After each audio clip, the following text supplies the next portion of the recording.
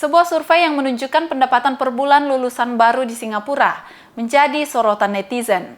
Pasalnya, jumlah rata-rata gaji fresh graduate di Singapura mencapai nominal yang cukup fantastis, yakni 4.313 dolar Singapura, yang setara dengan 50 juta rupiah.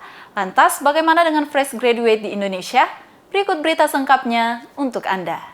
Baru-baru ini sebuah survei yang dilakukan di negara Singapura menunjukkan jumlah rata-rata gaji lulusan baru atau fresh graduate yang cukup tinggi. Dilansir dari Channel News Asia, tak main-main, per tahun 2023, penghasilan fresh graduate dengan status pegawai tetap mencapai angka 4.313 atau sekitar 50,2 juta rupiah per bulannya. Jumlah tersebut mengalami peningkatan sebanyak 2,7% dari tahun sebelumnya. Berita ini pun mengundang banyak perhatian warganet khususnya dari Indonesia.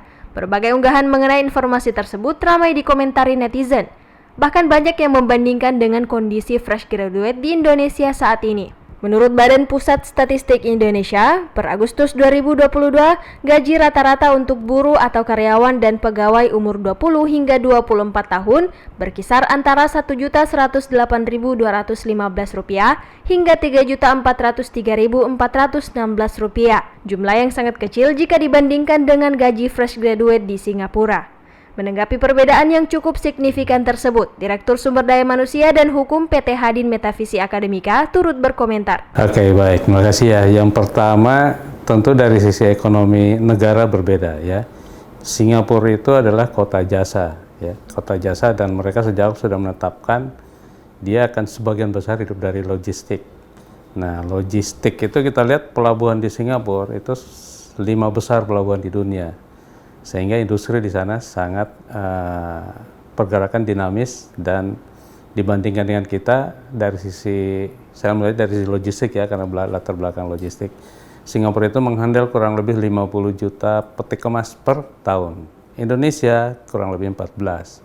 Jadi itu sudah berbeda. Impact-nya tentu ke ekonomi. Nah, kalau kita membandingkan fresh graduate, di Indonesia ini selalu ada namanya survei biaya hidup yang dilakukan oleh Badan Pusat Statistik ya, Biro Pusat Statistik. Nah, kemarin dari hasil yang 2022-2023, biaya hidup rumah tangga per tahun rumah tangga itu paling tinggi Jakarta 14 juta. Nah, kemudian kita lihat bagaimana UMK-nya atau UMP-nya. Karena pemerintah selalu menetapkan itu kan, menetapkan biaya minimum menjadi setiap tenaga kerja, termasuk fresh graduate. Nah, fresh graduate kalau kita melihat UMK atau UMP di Jakarta aja atau Bekasi itu yang paling tinggi 5,3 juta dibandingkan Singapura yang 50 juta gitu ya. Nah, itulah yang menurut pemerintah yang layak. Makanya ditetapkan sebagai upah minimum bagi fresh graduate. Nah, tetapi itu tidak mutlak juga karena tergantung dari perusahaannya ya, dari badan usahanya. Kalau tadi disebut 50 juta itu mungkin di badan usaha ya. Perusahaan-perusahaan yang sudah besar dan dia melakukan rekrutmen, itulah standar gaji dia, 50 juta. Tapi kalau kita kembali ke bagaimana sih standar ASN pemerintah, mungkin agak beda gitu ya. Di Indonesia pun begitu.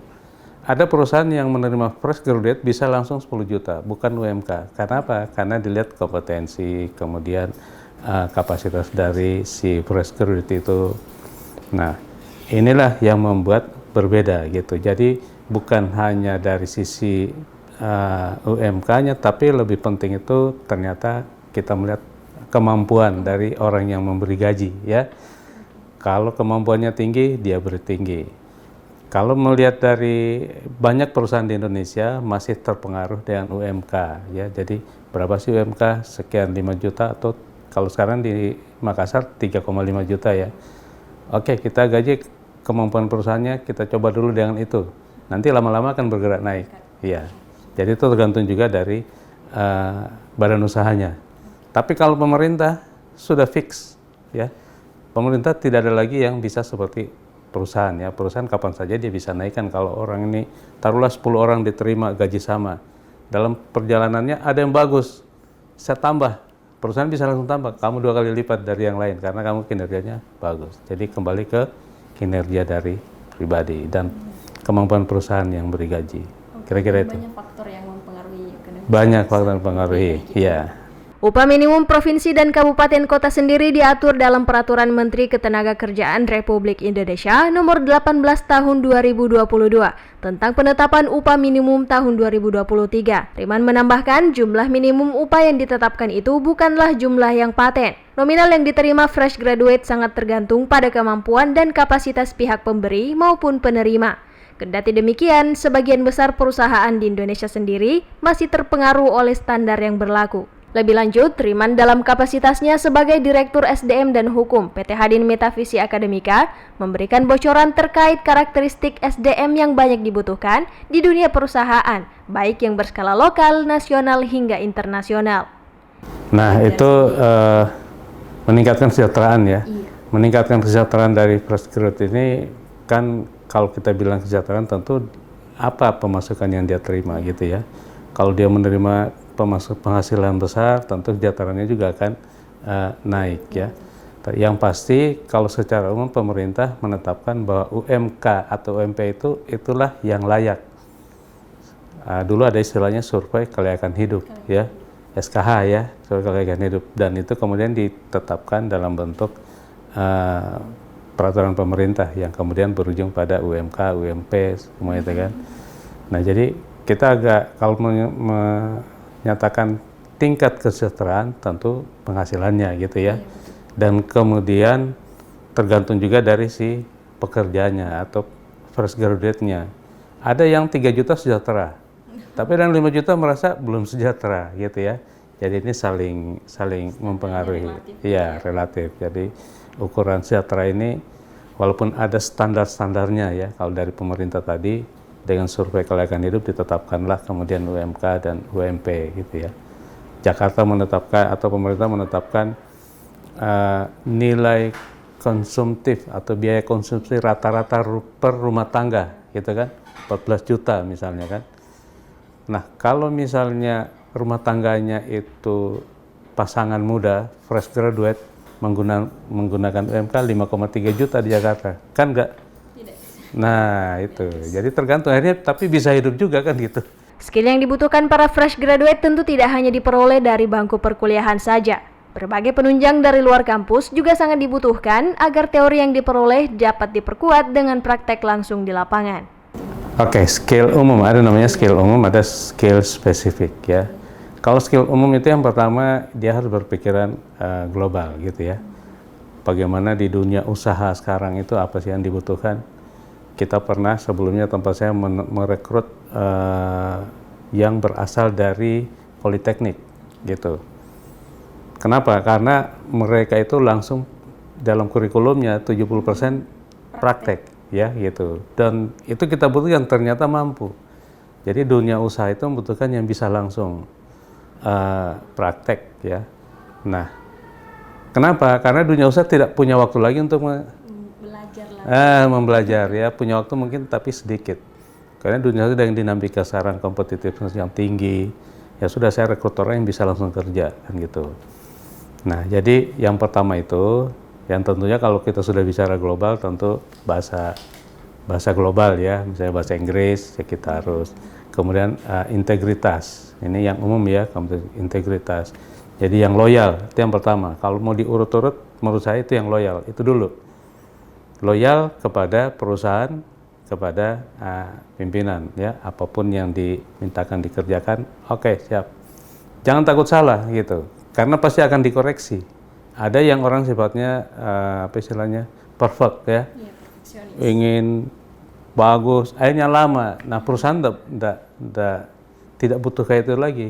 Yang penting gerak cepat, kerja, ada yang kurang pas koreksi.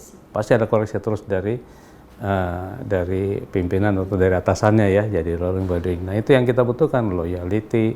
Tentu yang keduanya adalah integritas ya, jujur dan lain-lain ya. Tapi kalau profesional, loyal itu yang kemudian dilengkapi dengan skill, basic skillnya ya.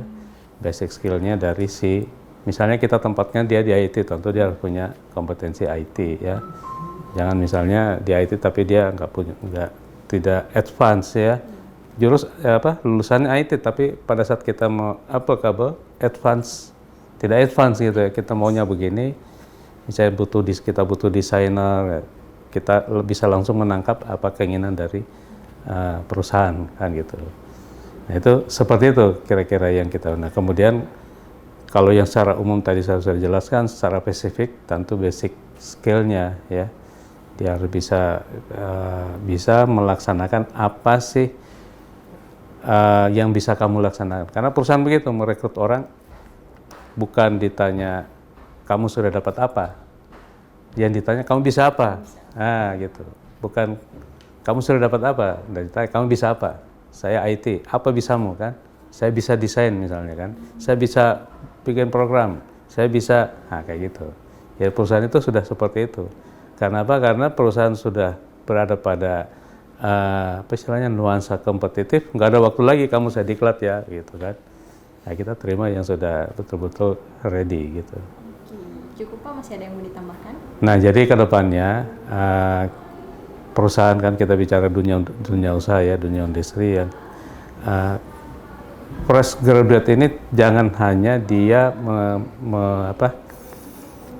berharap bahwa ilmu itu dari universitas ya, secara given dari fakultas atau dari perguruan tinggi, tapi dia juga harus secara otodidak belajar, dan dia harus belajar terus bagaimana dia melihat dari internet kan sekarang banyak seperti apa sih.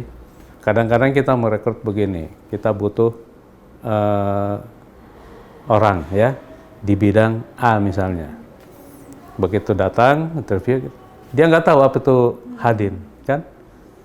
Dia nggak tahu ini jasa ini apa sih. Nah, kan kayak orang mau pacaran kan, saya mau sama si A misalnya. Kan si pemuda ini pasti dia lihat dulu siapa namanya, rumahnya di mana, taruh dulu informasi. Jadi pada saat interview akhir atau awal atau akhir, dia sudah punya gambaran saya ini mau kerja di perusahaan apa gitu. Nah si interviewnya yang mewawancara itu kalau punya dapat yang seperti itu senang juga, sudah kenal kan, sudah tahu. Nah, nanti pada saat sudah direkrut, yang pertama dilakukan adalah pengenalan bisnis proses dari perusahaan itu, bahwa kita bergerak di bidang apa, bisnis proses yang bagaimana, kemudian visi misinya apa. Kalau dia sudah tahu dalam waktu yang pendek, nah seperti itulah yang kita terima. Jadi belajar bukan hanya dari universitas perguruan tinggi atau dari sekolah, tapi juga otodidak. Jumlah pendapatan fresh graduate di tiap-tiap negara berbeda. Jumlah tersebut dipengaruhi oleh berbagai faktor. Untuk itu dibutuhkan persiapan yang matang dan proses yang panjang untuk menjadi fresh graduate yang sukses dalam dunia pekerjaan. Iva Syarahman, Evan Ronaldo Linting, Unhas TV.